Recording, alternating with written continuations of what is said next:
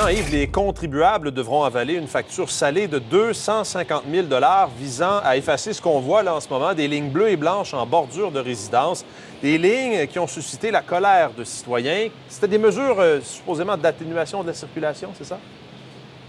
Absolument, Mathieu. C'est un projet controversé qui avait été voté avant l'élection de 2017, qui continue de faire parler de lui. Vous savez, les citoyens ici avaient l'impression, honnêtement, qu'on avait peinturé leur salon en bleu. D'autres pensaient qu'on voulait ériger une piste de course avec ces fameuses lignes bleues et blanches. Bref, on a octroyé 250 000 à une entreprise privée pour effacer ces lignes bleues et blanches. Michel Trottier, vous êtes le chef du Parti Laval. Ça a même commencé à s'effacer. Je ne sais pas si ça va être nécessaire d'embaucher un entrepreneur. Là, ça commence à disparaître. Bien, écoutez, il y a 1 an qu'on a demandé des effacer. Donc là, actuellement, on voit que le travail était fait à la hâte. Donc, ça disparaît graduellement. Là, on va effacer seulement devant les résidences. 1/4 million que ça coûte, effacer ça. Et ça, c'est sans compter les 3/4 millions investis dans le projet d'apaisement de la circulation. Bien, exactement. Donc, c'est plus d'1 million jeté par la fenêtre, donc pour une mesure qui avait été votée à la hâte avant les élections de 2017. Mais c'était quoi le but? Ça change quoi de mettre ça en bleu et blanc? Quel était l'intérêt? Est-ce que ça ralentit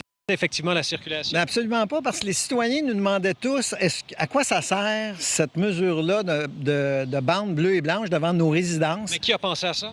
Écoute, ça a été présenté par le comité exécutif à l'époque, dont M. Decotis faisait partie. Donc, eux avaient toute l'information.